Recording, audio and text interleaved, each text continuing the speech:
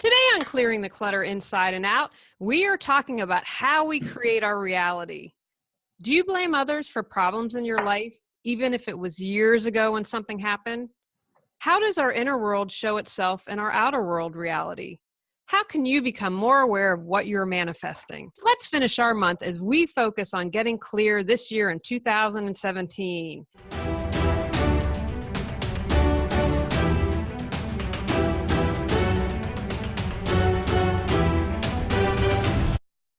Ready to clear your clutter and share your gifts with the world? Every Tuesday at 1 p.m., join award-winning professional organizer, author, and certified life coach Julie Coraccio on clearing the clutter inside and out, as she teaches you how to navigate the waters to declutter your life.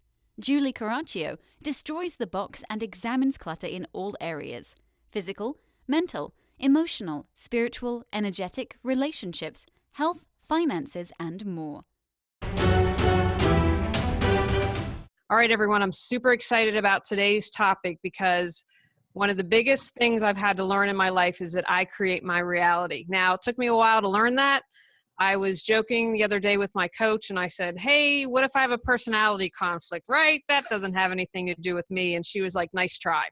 So no matter what, we're creating our reality. But the thing that is amazing about this is once we get it, once we own it, once we figure it out, really, it's a huge obstacle. It's a huge amount of clutter out of your way. So I'm excited. We have a special guest we're talking to today about this. And don't be surprised if this subject comes up again in the podcast, because I think it is so essential that we learn this. So today I'm going to tell you about today's guest. RJ Hodges is a professional speaker, entrepreneur, certified personal mastery life coach, certified practitioner in the healing art of Reiki, and the creator of the coaching system Life, Living in Full Existence Education. He is a best-selling co-author of Mission Unstoppable. He is also the author of You Can't Practice at the Game, The Art of Mastering You, Volume 1, and an audiobook series called Winner Status. Welcome, RJ. Thank you so much. It's a pleasure to be here. Thank you for having me.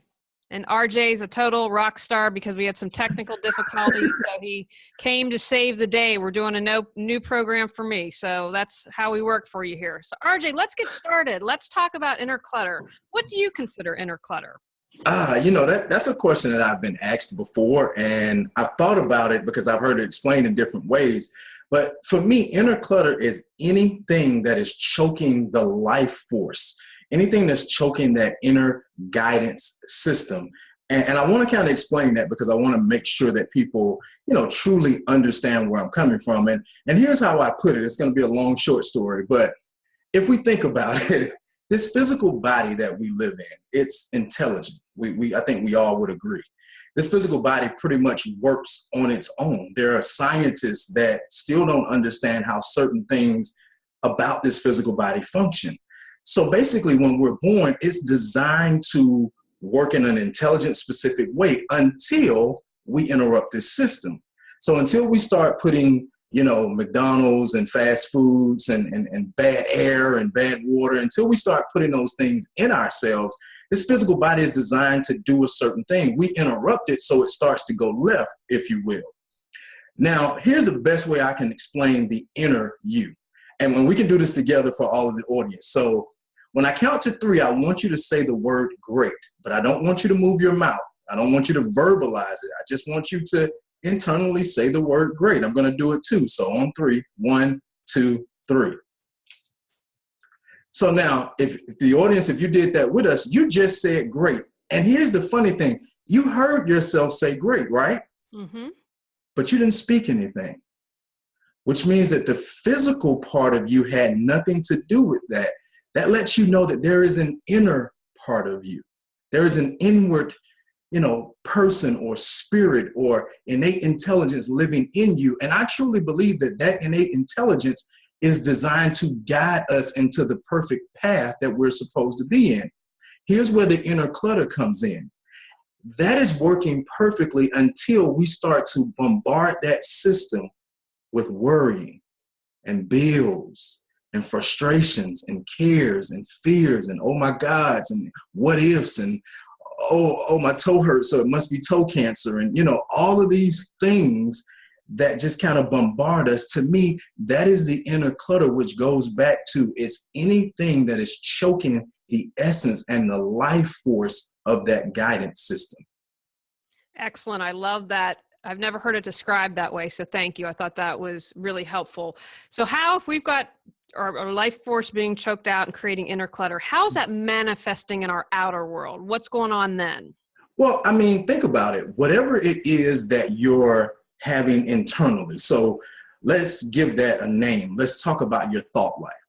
So if you're having inner thoughts and those thoughts are not in line with the things that you want, then that's shaping your perception. It's shaping the way you see things in this outer world. And we only operate based on how we see things.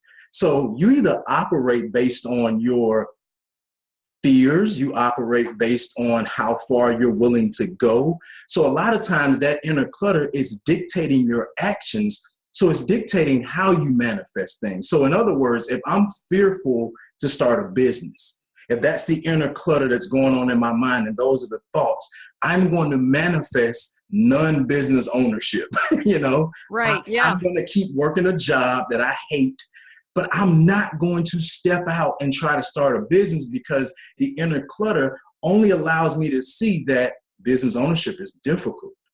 It's impossible. No one like me could ever start something like that. That's that inner clutter talking. And because of that, you now manifest what the inner clutter is now directing you to do. Exactly. It's a concept, but that's, to me, if we're honest with ourselves and we kind of look at, why do I do the things that I do every single day? I guarantee you, if you're honest, you can go back and you can find a thought or a belief or a worry or a fear that supports the things that you don't do. It supports the manifestations that you have. So that inner clutter, it's just the way we see, and it prompts us to do, and we bring about the manifestation into our own world. I want to share a quick story with you because this is so important. So one of my biggest fears as a small business owner is that I'm going to get slammed, and rightfully so, on social media. And sometimes you can respond to that and sometimes you can't. So true story. And, I do, when RJ and I always interview people to see if I want to have them on a show. And we had a great conversation because that tells me if it's someone on the same wavelength as me. So someone hadn't even hired me, and we had set an appointment. And I said, I need your address. You haven't confirmed the appointment, so I'm going to cancel the appointment. Went off on me, said she was going to destroy me on social media. Now, the good news was this was a huge fear, but I kept with it. I felt all the emotions, and for about 60 seconds, 2 minutes, I was stressed out, and then I released it. And so instead of putting down the emotion and getting caught in worry and fear, I let all that come up. And I said, okay, that's my fear. And then I took action, and I said, okay, I'm going to contact 2 people who I know. I mean, I know a good amount about social media, but 2 people who can support me. And one was like, you know what? I don't think she's going to do anything, and here's why. And he actually ended up being right. And I talked to my other friend, and she said, okay, here's our plan of action. It happens, our first defense, and then this is the second defense. And so then I felt better, and I let it go. And I only obsessed a little bit because, I'm not perfect. So I would go back to it throughout the day.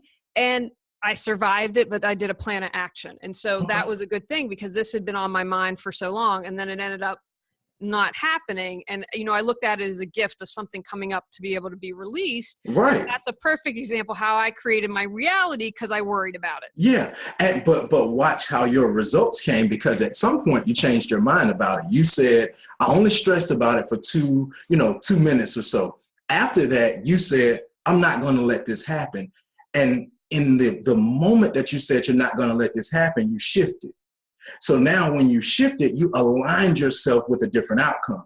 Now, if you had stayed in that stress, oh my gosh, she's going to destroy me. Oh my God, how am I going to bounce back from this? You would have aligned yourself with you being destroyed on social media, and you would have helped to bring about that manifestation of you being destroyed. But the moment you snapped and said, I'm not going to let this person do this to me. Let me figure out what course of action I have to take. You shifted your internal, therefore you manifested something different in your external. Excellent. Thank you, because I hadn't made that connection.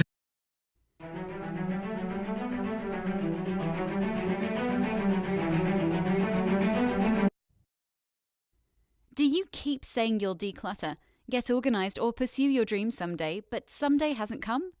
Learn how Julie Coraccio can support you at reawakenyourbrilliance.com.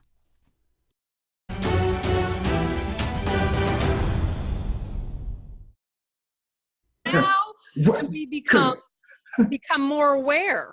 Because, you and I are having conversations. I know enough that I do this work constantly, but for someone who might be new to, how do we begin to recognize, okay, this is my inner clutter and it's creating my reality? How do we start? This is a question that I had all types of technical answers for years, and they didn't even make sense to me, but they sounded good. They sounded good. And for years, I tried to figure out, give me something simple. How do I know that I'm cluttered inwardly? And here's a very simple thing. Pay attention to your feelings. Pay attention to how you feel. Simply, just pay attention to how you feel. When you think about a subject matter, how do you feel about it?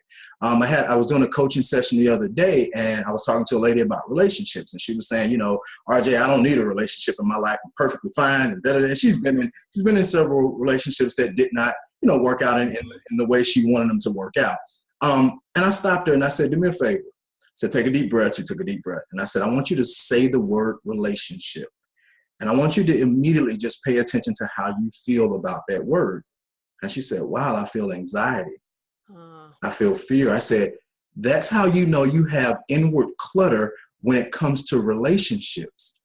Because however we feel about a thing, our feelings, that's another part of that guidance system.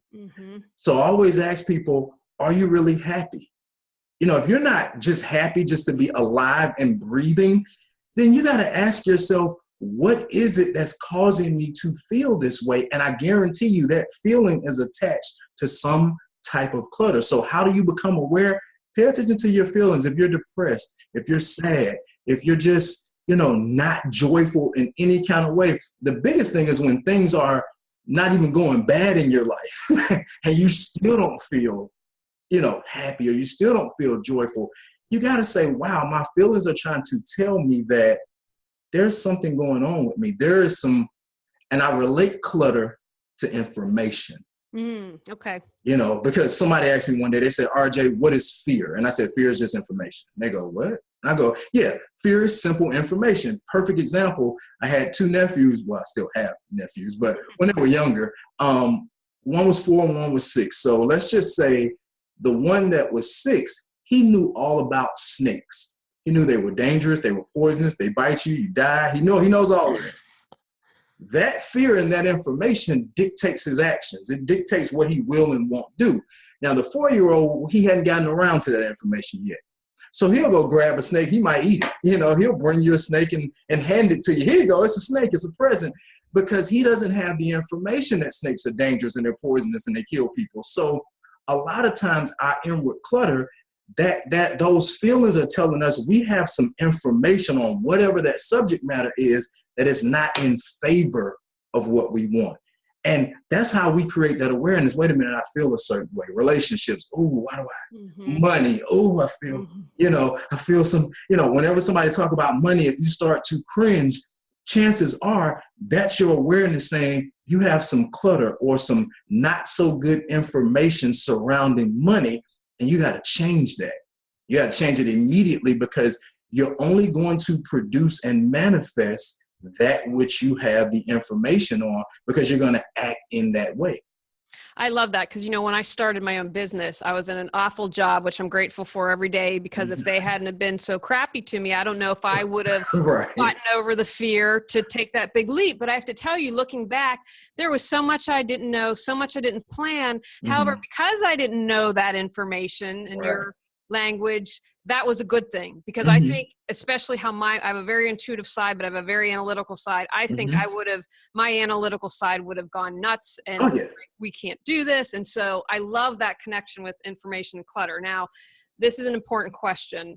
Why don't we own that we don't create our reality? Because I'm looking around on social media, and I'm going to have to take a break soon, because there's this big disconnect of that, I hear it's Obama's fault. I hear it's Bush's fault. I'm like, okay, good luck with the new president, because who y'all going to blame this time? And it's so where is fault. that? Yeah.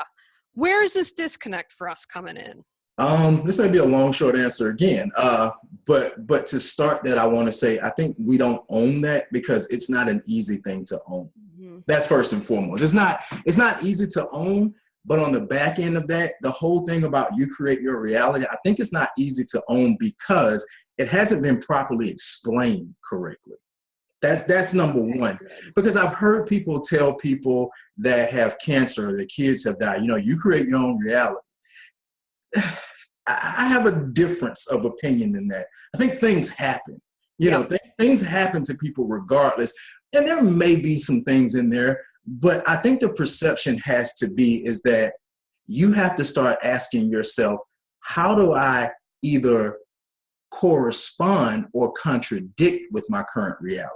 One of the things that I'm always on top of my clients about is, number one, what do you want? Because you're going to create your own reality. So what do you want? And when you identify what do you want, the next thing is, do you mentally, spiritually, physically, and emotionally correspond with that thing? Or do you mentally, spiritually, and emotionally and physically contradict that thing? Here's a funny story. I tell it all the time. People love it. I'm working with a client. I'm on the phone with her. And she's telling me, RJ, this year I'm going to get my health together. I'm going to lose weight. I'm going to get in shape. I'm gonna get this health thing under control. We're on the phone now. She says, wait a minute, hold on, RJ. Yeah, let me get a number 6 with cheese. Oh no. And I'm like, wait, what? Like, it can't be. It can't be. I'm dreaming, right? I'm having a nightmare. It can't be. So I yell. I'm like, what are you, at least put me on mute. Respect me enough to mute it out. She didn't do that. And I said, what are you doing? And she goes, huh? And it was almost like she didn't understand. And it hit me right then. Wow. Now, this is something we need a perspective on because most of us, we know what we want, but we are the direct opposite of that, either mentally, spiritually, emotionally, or physically. Now, when it comes to how do we create our own reality and our role in it, I like to look at it from that standpoint.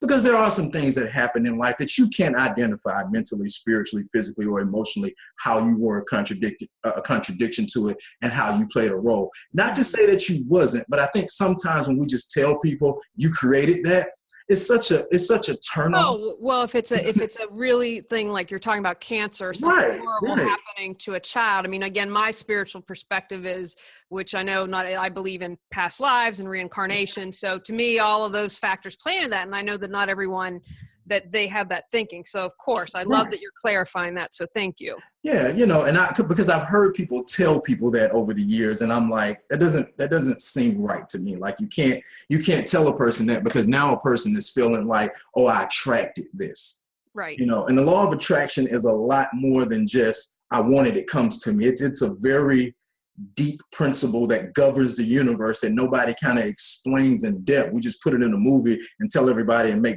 billions of dollars off of it. And people just run around and go, if I think it, I can have it. If I think it, I can have it. Not really understand, Yeah. So I think it's more so getting people to understand first and foremost, just to be in line, correspond with the things that you want. What is it? If you want more money in your life, the first thing you got to ask yourself is, am I properly governing myself with the money that I have?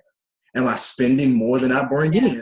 That's simple correspondence. That's because if you make, $80,000 a year, but you're spending 89, then that's a simple thing of why you don't have money. It's really nothing spiritual in that. It's just that your contradiction to it. You're not corresponding. You may need to sell some stuff, get a smaller house, get a cheaper car, whatever the case may be.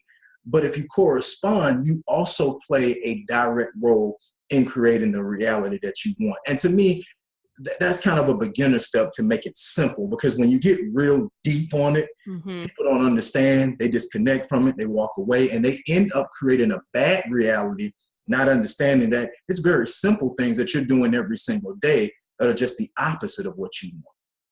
I love that. That is a fantastic explanation. I'm going to ask you in a moment about action steps, but is there any final thoughts that you have you want to make sure that you share with the audience that I haven't asked a question about? Just pay attention to fear. Pay attention to the things that you are what-ifing over and over again in your mind, because a lot of times what we're doing is we're pre-playing things that haven't even happened yet. You know, and I say, if you're going to pre-play, why not what if in the positive? I have to stop myself now, and I fight with myself to do this. When I start what if, and I start saying, well, what if it goes right? What if instead of selling 3,000 books, I sell 3,500? Wow, what would that be like? Instead of saying, man, what if I only sell 100? You know, because we're programmed to what if in that negative. So why not what if in the positive? Why not start to change your essence and your being and get the clutter away so that that inner guidance system can lead you to the best? Because just like this physical body was designed to function in the utmost perfection ever, you were designed to live a life that way. So allow it to lead you to the best, not to the worst.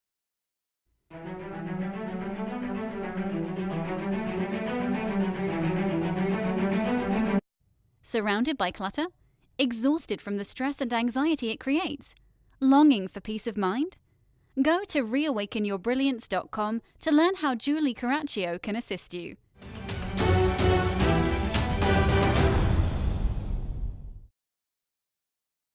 RJ, you just made my day, because I am going to put a book out. I've written some books, but I'm going to put it out on Amazon. Okay. But that fear came up, like, oh my gosh, what if I'm criticized? Well, let's be honest. Someone's not going to like it, because you can't, you know, be, Yeah. but look at all everyone else that's following you, loves you now. So thank you for that reminder to not focus on that. Now, one of the things I switched it up this year, because I'm wild and crazy. Podcast, I want 3 action items to take away from today's podcast. So what are your action items to share with everyone? 3 action items. Okay, I got a ton of them, but let's do 3. Number 1, learn to say no. You got to create a level of internal peace within your life in order to get this guidance system and this clutter away from you. So a lot of times we're agreeing with and we're going with things that aren't making us happy. If you're doing things that's making you not feel happy, people are bombarding you with their schedules, you don't want to do it, learn to say no. Sometimes just a simple no, I'm not going to be involved in that. No, I'm not coming over here today. Our Thanksgiving holiday is coming up. Some people have been invited to 30 houses, me included. I'm not going to make them all. You know, no, just say no, because I'm not going to stress myself out. And a lot of times, the extra overwhelming of ourselves clutters the inside of us as well. So learn to say no. The other thing is very important is to turn off outside stimulation sometimes. I truly believe in meditation. So I always tell people, you know, I teach this thing to my clients that I call order and organization. And I always say, when your eyes open in the morning, the first thing you need to do is ground yourself. Get in some place of peace before you get off to the races and you gotta, do all of this stuff. Take a minute to meditate. Take a minute to turn off the outside stimuli. What I just talked about, the information and the fear, a lot of times it's coming because we're always on these timelines. We're reading everybody's drama and everybody's hardships and all of this stuff, and it's bombarding us. So sometimes we're inviting the clutter by not just turning off the outside stimuli and learning how to hear that inner spirit and that inner voice. Just like when we said the word great and you heard it clearly within yourself, I think that voice is talking all the time. Mm-hmm. A lot of times we can't hear it because there's so much other stuff that we're putting in that's talking on top of it. So turn off the outside stimuli, and then last but not least, align yourself with what you want versus what you don't want. People go, well, how do I do that? Very simple. Identify what you want and only pay attention to that. I always tell people, I don't pay attention to, take in, spend time with anything that does not pertain to what I want. I was writing my book and I talked to a lady, she was a self-publisher, and she told me, RJ, you may want to do something else because, books aren't selling the way they used to. You're a publisher. So I said, oh, okay, well, thank you, ma'am. To talk to you later. And I hung up the phone and I called a mentor of mine who's a best-selling author. And he said, RJ, finish writing your book. I sold 15,000 books last week. Nice. I said, okay. So see, I need to be in line with him. I need to be in line with that information. What we often do is we want one thing, but we're in line with total different information. You want a great relationship, but all of your friends are divorced. They say no relationships are going to work out here. That, there are no good men. There are no good women. There are no good anything. And you're in line with that information, but you want something opposite. It's never going to happen. stay in line only with what you want and run from, reject the information of the thing that you don't want. That would be my 3 primary action steps. Those are awesome. And thank you. I know it was hard to narrow it down to 3, but we're trying to keep it for people to get out there and do something. So RJ, please share how people can find out more information about your books. Where can they find you? You can find me at my website. It's RJHodgesSpeaks.com. You can also find me at all social media, Facebook, Twitter, Instagram, all of that stuff at RJ Hodges Speaks. And if I can give away something for your audience, if that's okay. Hey, go for it. People love free. Me too. I love when I see a giveaway. So all of you guys that's listening, if you get in contact with me, find me on social media, or you email me at rjhodgesspeaks@gmail.com. I'll give you a free 20-minute coaching consultation. All that means is that we'll get on Skype or Zoom or something, and I'll find out who you are, where you're trying to be, and I'll give you some tips on how you can get there personally, some very specific stuff that's designed for you. Wow, that's very generous. We appreciate it. Well, thank you, RJ. This was fantastic, and I'm so glad that you pursued me and kept up with it. And this is a good way to end our month on creating a new, getting clear in the year. So thank you. Thank you for having me. All right, everyone, we're going to want to tune in next month. It's the month of love. So hear how I'm talking about clutter and love. All right, go out, clear the clutter to create the life you choose, deserve, and desire. Ready to live a more joyful and fulfilling life? Sign up for our newsletter at reawakenyourbrilliance.com and receive a free copy of 10 Steps to Clearing Clutter Inside and Out. If you enjoyed today's episode, please rate and review Clearing the Clutter Inside and Out. See you next Tuesday at 1 p.m.